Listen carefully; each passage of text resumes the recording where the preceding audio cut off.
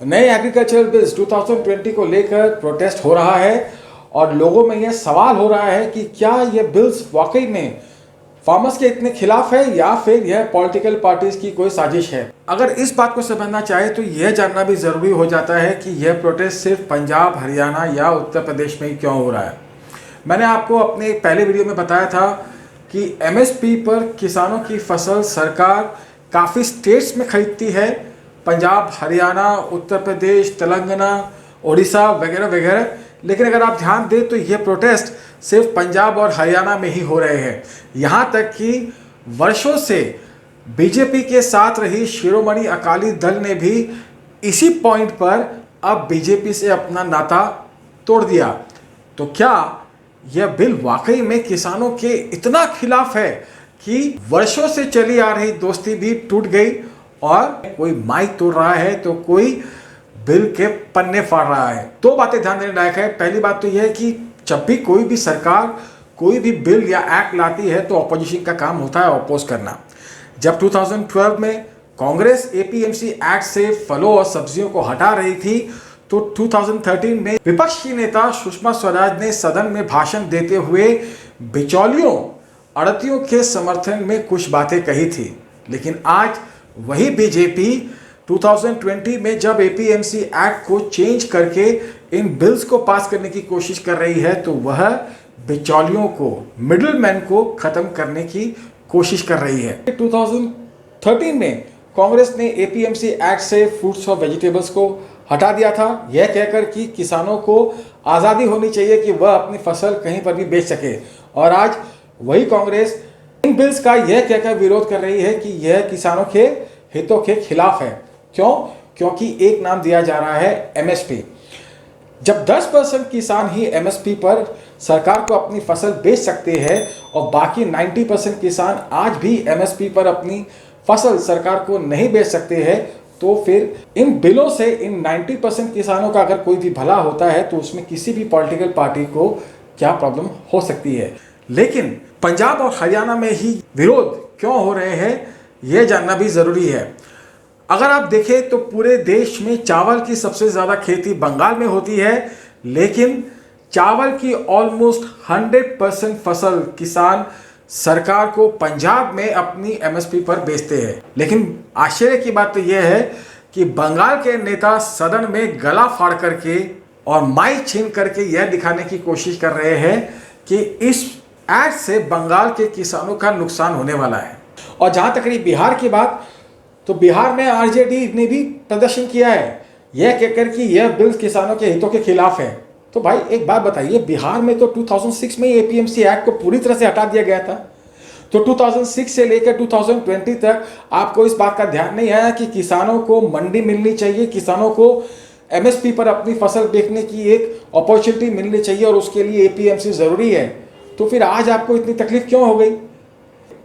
तो यह किसानों के हितों के लिए प्रदर्शन है या फिर सरकार के विरोधों के लिए? और पंजाब और हरियाणा में यह विरोध क्यों हो रहा है यह बात समझने के लिए दो चीजें जानने की जरूरत है।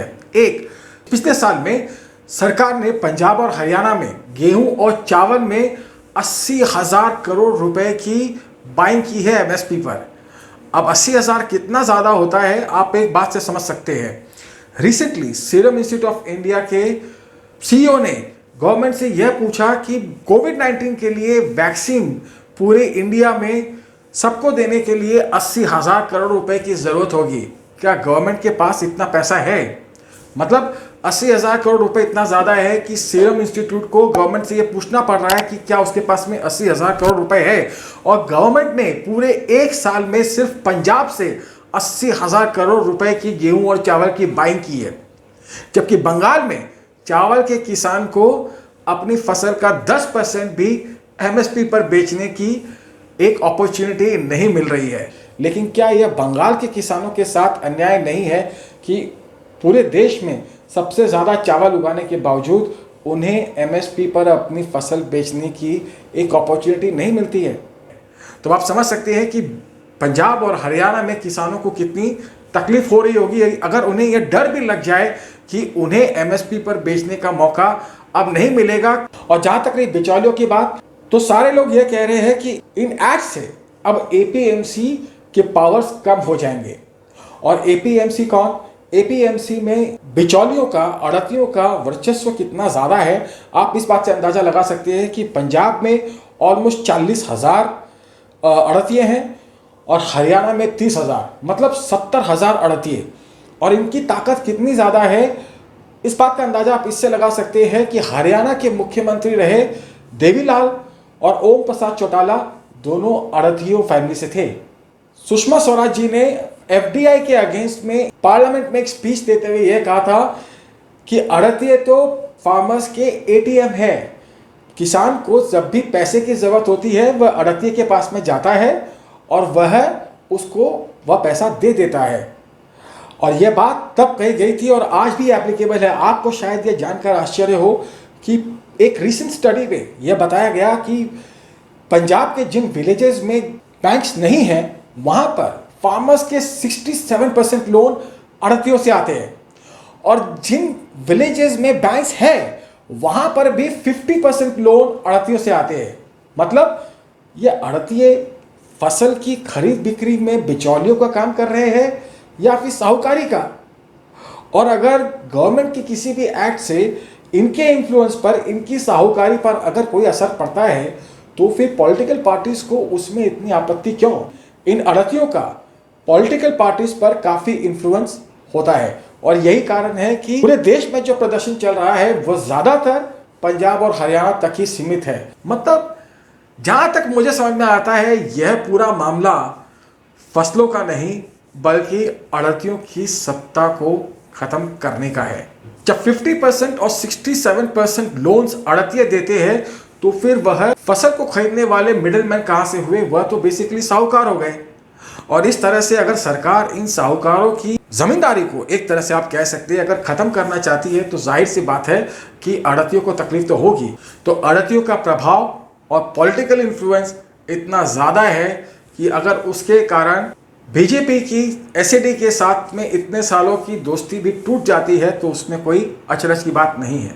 यह लड़ाई उन 90% किसानों की नहीं है जो कि अपनी फसल को अच्छे दामों पर नहीं बेच पा रहे। यह लड़ाई इन 10% किसानों और इन आड़तियों की है जो सिर्फ एमएसपी पर अपनी फसल सरकार को बेचने का या तो मौका मिल रहा है या फिर आड़तियों के केस में किसानों के साथ साहूकारी का। तो इसीलिए मेरे ख्याल से यह जो प्रोटेस्ट चल रहा है यह पॉलिटिकल प्रोटेस्ट है और फार्मिंग लॉबी का एक प्रयास है गवर्नमेंट द्वारा किए जा रहे एक अच्छे प्रयास को रोकने का। हालांकि मैं यह नहीं कहता कि इन दोनों एक्ट से जो 90% किसान हैं उनकी ज़िंदगी पर बहुत ज़्यादा असर पड़ने वाला है। मेरे ख्याल से ज़्यादा 15 से 20% किसान ऐसे होंगे जिनकी ज़िंदगी पर इन एक्ट से एक पॉजिटिव इन्फ्लुएंस ज़रूर आएगा। लेकिन जो 70% किसान हैं उनकी ज़िंदगी में अगर सुधार लाना है तो उसके लिए फार्मर्स प्रोड्यूसर्स ऑर्गेनाइजेशंस की बहुत ज़्यादा ज़रूरत है। आज देश में अमूल जैसे एक कोऑपरेटिव फार्मिंग के मूवमेंट की ज़रूरत है जिसके बारे में मैंने अपने पहले वीडियो में बात की थी और इसके बारे में मैं आगे भी और वीडियो लाऊंगा ताकि आपको समझ आ सके कि किसानों की ज़िंदगी किस तरह से चेंज हो सकती है। और अगर किसानों की ज़िंदगी में बदलाव के लिए किसी स्टेप की ज़रूरत है तो वह काफ़ी फंडामेंटल होना चाहिए। ऊपरी स्तर पर अगर गवर्नमेंट द्वारा कोई भी चेंज लाया गया तो उसका असर किसानों तक कभी भी नहीं पहुंचने वाला। और मेरे ख्याल से काफ़ी दुर्भाग्य की बात है कि किसानों के हित में जो इतना बड़ा आज एक्ट गवर्नमेंट लेके आई है उसके विरोध में पॉलिटिकल पार्टीज प्रोटेस्ट करके किसानों को और बढ़तियों को बरगलाने का एक प्रयास कर रही है। मेरे ख्याल से किसानों को हर एक मौका मिलना चाहिए अपनी फसल को बेस्ट प्राइस पर बेचने का, भले वो आड़तियों के पास में हो या फिर वह सरकार के पास में हो या फिर वह कोई कोऑपरेटिव सोसाइटी हो जो उसकी फसल को एंड प्रोडक्ट में कन्वर्ट करके डिटेल्स तक पहुंचा सके या फिर वह कॉन्ट्रैक्ट फार्मिंग हो। कोई भी ऐसा कदम जिससे किसानों की फसल सही दाम पर बेचने का मौका मिले और इन्फ्लेशन भी ना बढ़े, हमें उसका सपोर्ट करना चाहिए। किसी भी फील्ड में अगर किसी भी मैन्युफैक्चरर के लिए नंबर ऑफ बायर्स बढ़ते हैं, उसके प्रोडक्ट के लिए कंपटीशन बढ़ता है तो उसे बेटर प्राइस मिलता है। तो यहाँ पर इस केस में अगर हम एपीएमसीज के लिए कंपटीशन बढ़ाते हैं, फार्मर्स को ज़्यादा चॉइसेस देते हैं तो फिर वह फार्मर के लिए अहितकर कैसे हो सकता है। लेकिन यहाँ पर जब एपीएमसीज के लिए कंपटीशन बढ़ रहा है तो ऑपोजिशन प्रोटेस्ट कर रहा है क्या आपको लगता है कि ऑपोजिशन का प्रोटेस्ट किसानों के हितों में है या फिर सिर्फ सरकार के विरोध में? जितनी लीगल जाकर मैं समझता हूं, एमएसपी को मैंडेटरी बनाना इन एक्ट्स में पॉसिबल नहीं था, क्योंकि एफएसए के साथ इनका कोई रिलेशनशिप है ही नहीं। और वैसे भी एमएसपी को आप प्राइवेट सेक्टर्स पर फोर्स नहीं कर सकते। इस बारे में आपका क्या कहना है, वीडियो के अंत में कमेंट सेक्शन में लिखें। अगर वीडियो पसंद आया हो तो लाइक और शेयर करना ना भूलें। और हाँ, अगर चैनल पर पहली बार आए हैं तो चैनल को सब्सक्राइब करने के बाद बेल आइकन पर क्लिक करना ना भूलिएगा। मुलाकात होगी अगली वीडियो में, तब तक के लिए थैंक यू।